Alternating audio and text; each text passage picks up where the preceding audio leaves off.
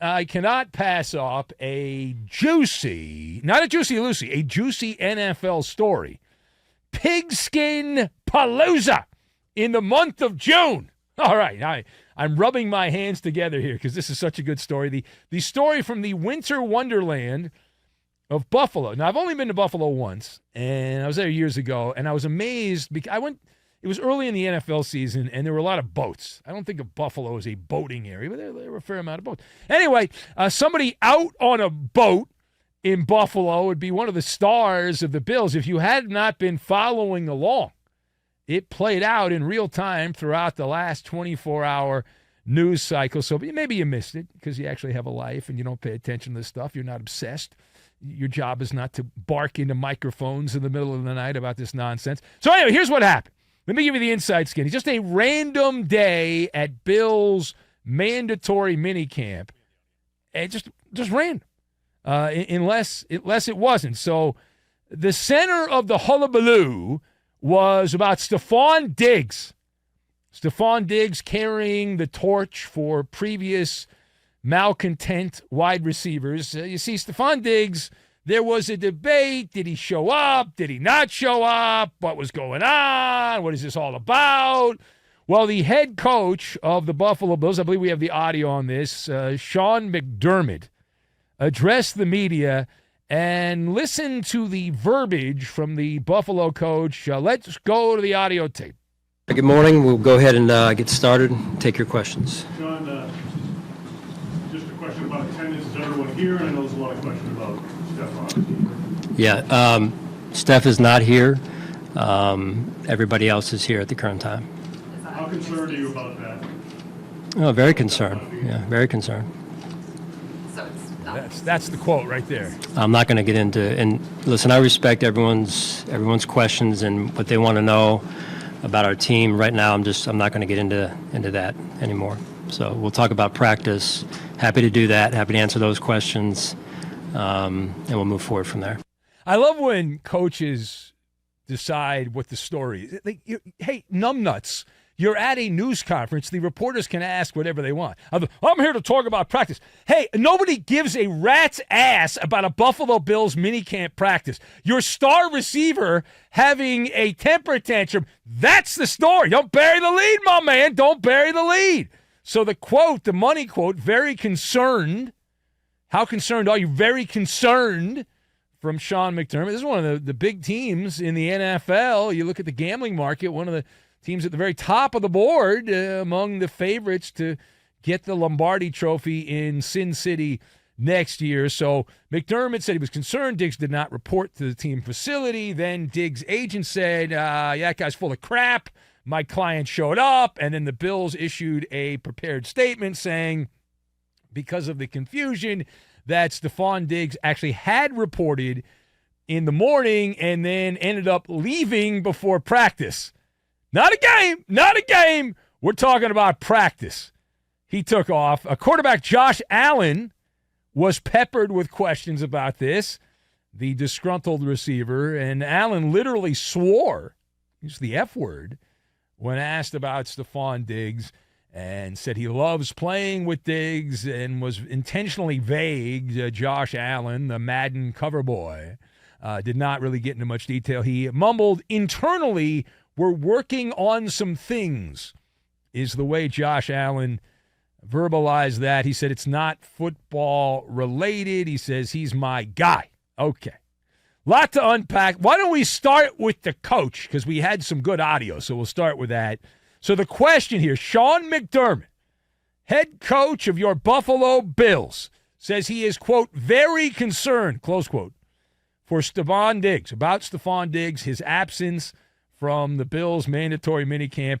How do you appraise the situation in Buffalo? So I've got opening trailer, Ron Burgundy, and Jet Blue.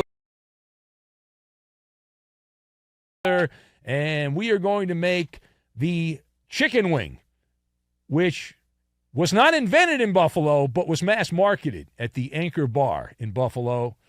And I've been there, and that was the birthplace of the modern. The chicken wing used to be like the worst part of the chicken. I still don't like. I like the chicken finger. I'm not a fan of the chicken wing, but Nonetheless, get to the point, please. All right, so again, the question.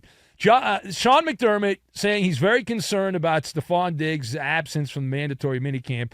How do you appraise the situation? So, A, Sean McDermott right now, he's looking at the graffiti on the wall. Okay, he's looking at the graffiti on the wall. What do I mean by that? He knows. He's been around the NFL game long enough to know that he is heading to a Waterloo moment. There's a fork in the road in Sean McDermott's coaching career. And you can deny it and say this is not the case, but the reality is this. The Bills have been a heavyweight contender in the AFC for several years. And they've been neck and neck with Kansas City and Buffalo in the perception of the football world. Kansas City's got 2 Super Bowl trophies in this last stretch of time. And Cincinnati, while they haven't won, Joe Burrow did get an AFC championship and lost to just a better team, the LA Rams, one of the great Super Bowls of all time. The Rams winning that a couple years ago. So what do the Bills have? They have guys jumping onto tables, shout out Bills Mafia. That's what they have there. So what does this mean? It means if there is not a breakthrough, if the Bills stub their toe again in the playoffs, they don't break through the glass ceiling, then kabam! What happens, right? What happens? The guillotine is rolled in to the team facility. They literally roll the guillotine in, and heads will start to roll and roll and roll and roll. And the first head would be Sean McDermott's head, the head coach, right? Stefon Diggs not being on board at the start of minicamp. It's a non-story. It's absolutely a story. The fact that coach wouldn't talk about it tells you how big a story it is, right? I just should have talked about practice, the thing nobody cares about. And so you look at this, it's got all the key ingredients. It's like the opening trailer of a live-action remake of a Greek tragedy. You can see how this all plays out. Malcontent receiver has a meltdown, drags several teammates with him. That is the key ingredient in a season unraveling and a box office chart topper. Now, page 2 here. Josh Allen. Let's go back to the quarterback, Josh Allen. He said it was an internal situation, non-football related, that the Bills are working on with Stefon Diggs. How do you decode that? Can you decode that? So I will attempt. I'm going to attempt to use my super secret decoder ring that I got in a box of the Cracker Jacks years ago. So here's the way I see it. On this side of the microphone, Diggs is your by-the-book prima donna. That's it. It's not that hard. It's not that deep. Stefon Diggs, prima donna. And Josh Allen is playing the role of Ron Burgundy from the classic movie Anchorman. Well, that escalated quickly. Man, really got out of hand, right? I mean, that's how I interpret it. And then you could also use the classic glass house of emotion to describe Stefon Diggs. You know, Diggs, he's like a hot woman at a bar wearing a red form-fitting cocktail dress and has all the attention in the world, but is still desperate to get more attention. That seems to be the MO on Stefon Diggs. Certainly appears that way. And for him, drama is like riding a bike.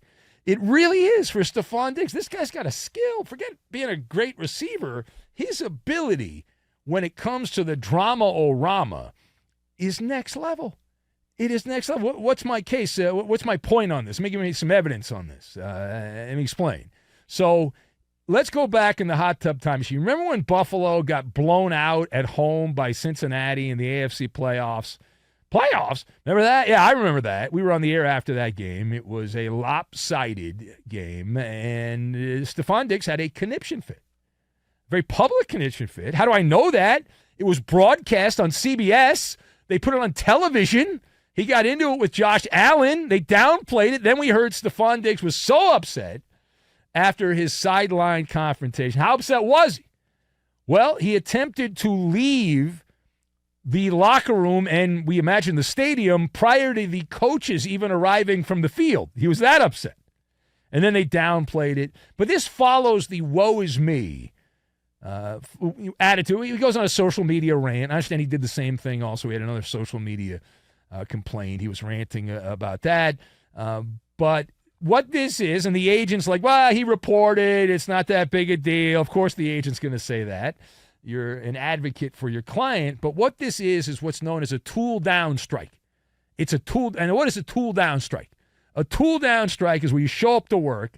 It's the type of strike you go to work, and you show up to your office, in this case, the locker room, and as usual, and you take your seat at your locker, and you don't pick up a tool. You just leave the tool down. And then you end up looking like a tool bag if you're Stefon Diggs, and that's the case. He did stay around briefly before he left. All right, last word here. So how should the Bills handle Stefon Diggs going forward? You have come to the right place. The Maller think tank has been activated. And here's what I do. Free advice, unsolicited advice in the middle of the night to the Buffalo Bills.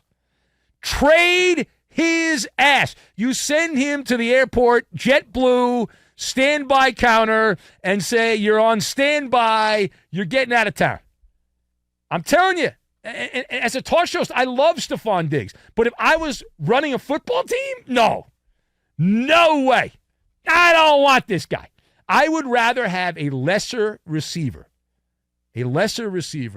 who I can rely on in my foxhole than Stefon Diggs. So let's make a deal. All right, now I'm going to assume the Bills will not trade Stefon Diggs to an AFC team. So we'll eliminate the entire AFC. They're all kaput. So let's go to the NFC. How about Washington for Terry McLaurin? And you'd have to get some other stuff, but Terry McLaurin's not as good as Stefon Diggs, but he's reliable. If not him, call the Lions up and say, hey, we'll trade you Stefon Diggs, but we would like Amon-Ra St. Brown. We'll take him in exchange in a trade. Let's work that out. How about that? Now, the money's a problem because Diggs got paid when he left Minnesota to go to Buffalo. But if not the Lions, you just keep going down. How about Tampa? Tampa Bay's going to suck. They are going to be like rotting eggs in the middle of the street in the summer. Terrible. So they've got some receivers we've heard of. See if Chris Godwin or Michael Evans will go there. Call the 49ers up. See if they're willing to trade Deebo Samuel for Stefon Diggs. There are players out there you can get. There are trades that can be made. And do the shock and awe. Make that move. Less talented guy you can rely on.